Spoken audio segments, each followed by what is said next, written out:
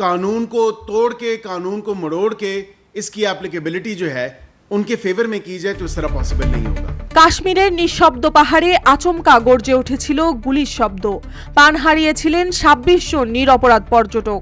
সেই মৃত্যু যেন শুধু একটি ঘটনার সমাপ্তি নয়, বরং শুরু এক উত্তপ্ত প্রতিক্রিয়ার। পাকিস্তানের দিকে অভিযোগের তীর ছুঁড়েছে ভারত। আর এবার সিদ্ধান্ত, আর কোনো পণ্য প্রবেশ করবে না সীমান্ত পেরিয়ে।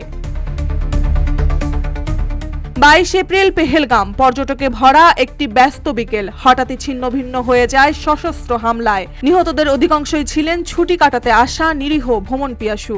ঘটনার দায় অস্বীকার করে পাকিস্তান, কিন্তু ভারতের কাছে অভিযোগ স্পষ্ট। এই হামলার শিকড় মাটির নিচে নয়, সীমান্তের ওপারে। RICL TMX, যুগের পর যুগ স্থাপনা থাকে মজবুত। হামলার ৫ দিন পর শুক্রবার নীরব এক কাগজে লেখা হয় বড় সিদ্ধান্ত।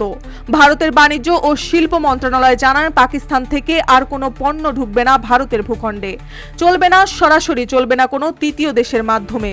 বাণিজ্য প্রবাহের এই বন্ধ দরজার ওপারে জমে উঠেছে নতুন উত্তেজনা। একদিকে আমদানির নিষেধাজ্ঞা, অন্যদিকে কূটনীতির শ্বাসরুদ্ধকর দোলাচল।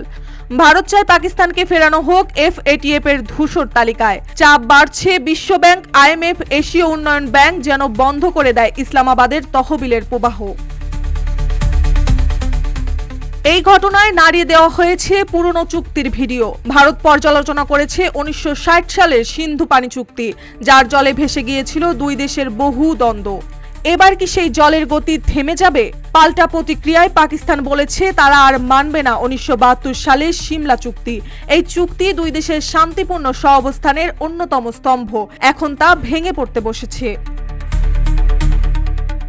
এই ক্রমবর্ধমান চাপের মধ্যে মধ্যস্থতায় নেমেছে যুক্তরাষ্ট্র। পররাষ্ট্রমন্ত্রী মার্কো রুবিও পৃথকভাবে কথা বলেছেন ভারতের পররাষ্ট্রমন্ত্রী এস জয়শঙ্কর ও পাকিস্তানের প্রধানমন্ত্রী শাহবাজ শরীফের সঙ্গে।